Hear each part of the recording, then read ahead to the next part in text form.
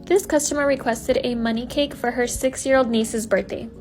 I love making these, and I don't think I've ever recorded the full process of how I make my money cake, so I'm really excited to show you guys. She did drop off $300 for me to put inside of the cake.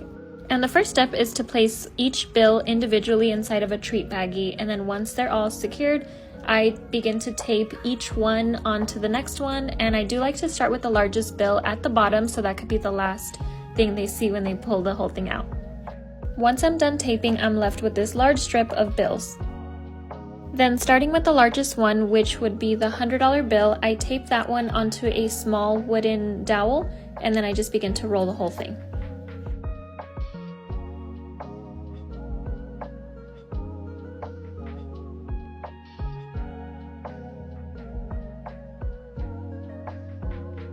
Once I'm done rolling, I grab that treat box that I made in the beginning and I cut 2 small holes on each side of it so that way this roll can fit perfectly.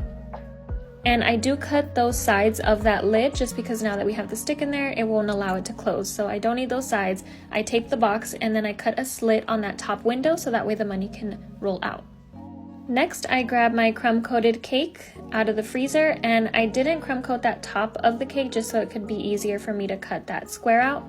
And I did measure beforehand. I put my box on top of the cake and then just marked where I needed to cut so that way I won't make it too small or too big. And it's a perfect fit. Now that my box is in there, I can finish crumb coating that top and then I can frost the cake. And before I begin to fully frost, I do like to tape a piece of small ribbon onto where the money starts, just because it makes it easier to hide a small piece of ribbon as opposed to the full top of that money roll. And just as a side note, whenever someone orders a money cake, I do like to tell them that the serving amount will be much less just because I do take out a big chunk of that center of the cake. In this case, I did a 3-layer cake, so they still have that bottom layer to dig into.